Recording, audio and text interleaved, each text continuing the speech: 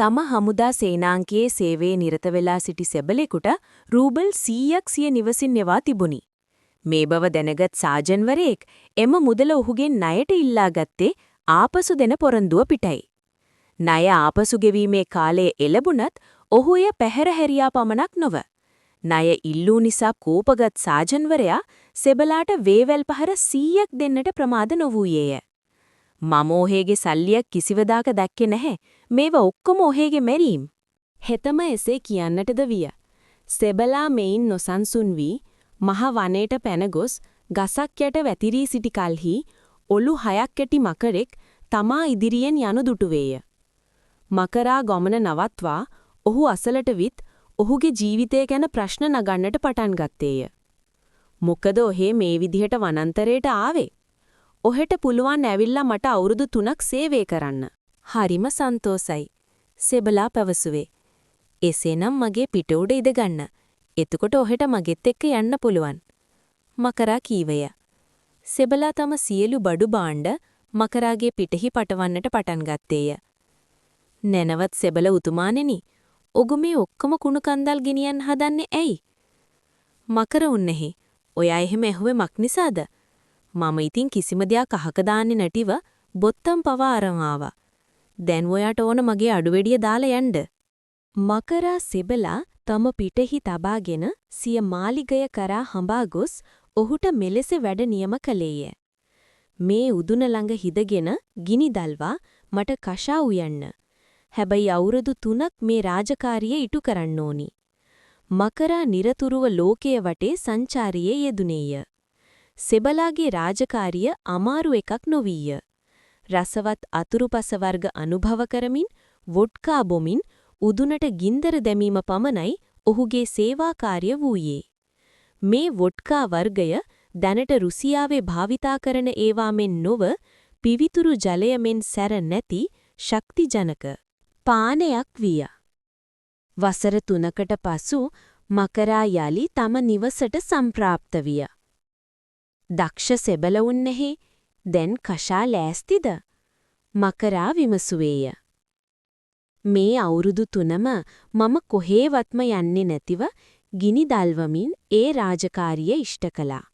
මකරා මුළු බඳුනම එහෙම් පිටින්ම එක කෑම වේලක් විදිහට පානය කර සෙබලාගේ සේවය මහත්සේ අගයා ඔහුගේ සේවය තවත් වසර 3කින් දීර්ඝ කළේය. මේ විදිහට වසර ගෙවී යද්දී මකරා ආහාර බුදිමින් සෙබලාගේ සේවා කාලය වසර 3 බැගින් දිගින් දිගටම දීර්ඝ කරන්නට යෙදුනේය. සේවා කාලය තෙවනි දීර්ඝ කිරීම සිදු වී වසර 2ක් ගෙවී යත්ම සෙබලා තුල මෙවැනි අදහසක් පහළ විය. මේ විදිහට මගේ මකරාට කරන සේවය අවුරුදු 9ක් ලැබුවා. මෙච්චර කාලයක් මම කෂා පිසුවත් නිකමටවත් කටගාලා රසු බලලා නැහැ. මම ඒකත් කරලා බලන්න ඕනි. මෙසේ සිතූ ඔහු වාජනයේ මූඩිය විවර කරත්ම සාජන්වරයා එයින් මතුවිය. මගේ මිත්‍රයා ඔයත් යයි කියූ සෙබලා මෙයද කියන්නට විය. මට අපූරු කාලයක් ඔයා ලබලා දුන්නා. දැන් මම ඔයා මට දුන්න වේවැල් පාරවල් ආපහු ඔයාටම ලබලා දෙනවා. ඔහු කැලයෙන් දර රැගෙන විත් වාජනය තබා තිබූ ලිපට ඔහුට හැකිතරම් දර දමා ගිනි දල්වන්නට වූය. වාජනය තුල වැටුණ සාජන්ට් වරයාගේ මස් පමණක් නොවේ ඇටකටුද දිය වී ගියේය. සිරිත් පරිදි මකරා පැමිණ කෂා බී සෙබලා වර්ණනා කළේය. දක්ෂ සෙබල උන්නේහි. කෂා ටික නම් අංකාදු. මේ සැරේ ගිය වාරවලටත් වඩා අපූරුයි. කියන්න ඔග කැමති දෙයක්. මම ඔයාට ඕනම දෙයක් පිරිනමන්න කැමතියි. සෙබලා වටපිට බලා ජව සම්පන්න අශ්වයෙක් සහ ඝනකම් රෙද්දෙන් මහපු කමිසයක් ඉල්ලා සිටියා. මේ කමිසය සාමාන්‍ය එකක් නොවූ අතර එය මැජික් කමිසයක් විය. යමෙක් මේ කමිසය හැඳගතහොත් ඔහු ජවයේ ඇති ශූරයෙකු වනවා ඇත. එක්තරා රජෙක් යුද්ධයකට මුහුණ දී අසරණ තත්වයකට පත්ව සිටි අවස්ථාවක රජු වෙත ගිය සෙබලා රජුට උපකාර කර ජයග්‍රහණය ලබා දෙන්නට සමත් විය. මේ නිසා තම රූමත් දියණිය රජු විසින් සෙබලාට විවාහ කර දෙන්නට පසුබට වූයේ නැත. එහෙත් රජකුමරිය සාමාන්‍ය සෙබලෙකු වූ ඔහු ප්‍රිය කළේ නැත. ඔහු අසල්වැසි කුමාරයෙකු සමග කුමන්ත්‍රණය කර මේ සෙබලාගේ අති විශේෂ ශක්තිය විමසා බලන ලෙස ඉල්ලා සිටියා. පමණක් නොව මායිම්පා ඔහුට චාටුබස් කියා තම වසගේටද ගට්ටාය. ඇය සොයා දැනගත් පරිදි සැමියාගේ බලය ඇතැයි සිතෙන කමිසය ඔහු නිද්‍රාවට පත් වූ විට ගලවා තම හිතවත් කුමාරයාට දෙන්නට පමා වූයේ නැත. ඉක්බිති කුමාරයා ඉන්ද්‍රජාල කමිසේ ඇඳගෙන සෙබලා කුඩා කැබලිවලට කපා දැම්මේය. ඉන් ඉක්බිති ඔහු කංසාගසේ කෙදිවලින් සෑදු බෑගයක සෙබලාගේ සිරුරේ කැබලි දමා එය ස්ථාලයේ සේවකයන්ට දී මෙසේ කීවේය. මේ බෑග් එක ගනිල්ලා. ඒක කසිකබල්. පෝනියෙකු ගැටගැසූ අශ්වකරත්තයක රෝදේ ගරාදියක ගැටගසා වෙලකට දක්කපල්ලා. ඉස්තාලේ සේවකයෝ මේ යන ක්‍රියාත්මක කරන්නට සැරසෙද්දී සෙබලාගේ ජවසම්පන්න අශ්වයා පෝනියාට ආවේශ වී. ස්ථාලයේ සේවකයින් අශ්වකරත්තයෙන් පිටතට දමා කුරුල්ලෙකුට වඩා වේගයෙන් මකරාගේ මන්දිරේ කරා ගොස් නැවතී රාත්‍රී 3ක් හා දහවල් දින 3ක් නොනවත්වා හේෂාරාවය කළේය. මකරා තද නින්දක ගිලී සිටියේය. එහෙත් අශ්වයාගේ හේෂාරාවයෙන් හා කුරගැටීමෙන් අවදි වී මන්දිරයෙන් පිටතට ආවේය. මකරා බෑගය විවර කොට බලා මහත් සංවේගයට පත්විය. මකරා සෙබලාගේ සිරුරේ කැබලි එක්කොට මරණේ වතුරෙන් සෝදා සිරුර පුරුද්දන්නට විය. මකරා එයට ජීවන ජලය ඉසිත්ම සෙබලා නැගිට්ටටේය. චී! මම මහා කාලයක් නිදාගත්තා. නුඹට හොඳටම නිදාගන්න තිබුණා මේ යහපත් අශ්වයා නොහිටියානම්. මකරා පිළිතුරු දුන්නේය. සෙබලාට විවිධ ශරීරවලට මාරුවීමේ දුෂ්කර හැකියාව ලැබී තිබින.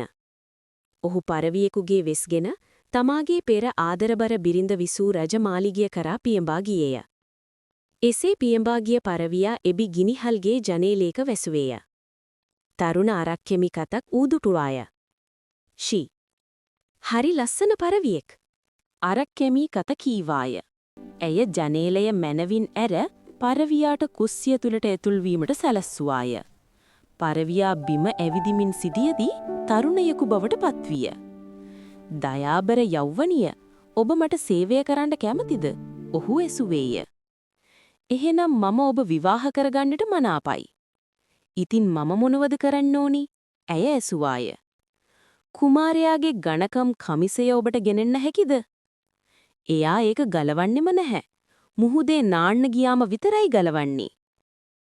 සෙබලා කුමාරයා මුහුදට නාන්න යන වෙලාව සහ මල්වත්තේ සිටින වෙලාව සොයාගත්තේය. කුමාරයා සහ කුමරිය නෑමට මුහුදු වෙරළට යන විට පිරිසිදු වස්ත්‍ර රැගෙන ගියේ අරක්කෙමි තරුණියයි. කුමාරයා මල්ලුයනේ ඇවිදින විට අරුම පුදුම මලක් දැක මහත්සේ ආශ්වාදය කළේය. එහෙත් කුමාරිකාව අනුමානයෙන් වහාය හඳුනාගත්තාය. මේ විදිහට පෙනී සිටින්නේ අර ශාපලත් සෙබලා වෙන්න ඕන.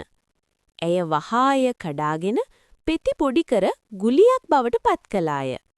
එහෙත් නිමේෂයෙන් මල මැස්සෙක් බවට පරිවර්තනය වී කිසිවෙකුත් දැක ගන්නට මත්තෙන් අරක්කෙමි තරුණියගේ පයෝදර අතර සැඟවිනි. ඉක්බිති කුමාරයා ඇදුමුණා තබා නාන්නට සැරසුනේය. සැගවී සිටි මැස්සා වේශය මාරු කර උකුස්සෙකුගේ වේශය ගන්නට යෙදින. උකුස්සා කුමාරයාගේ කමිසය ඩැහැගෙන ඉවතට ඉගිලී ගොස් යෞවනයෙකුගේ වෙස් ගත්තේය.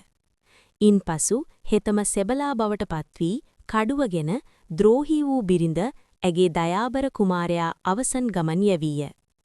අවසානයේ සෙබලා තරුණ අරක්කැමි තරුණිය විවාහ කරගත්තේය. මේ වගේ රසවත් කතා දිනපතා නැරඹීමට සබ්ස්ක්‍රයිබ් කර බෙල් සලකුණ ක්ලික් කරන්න.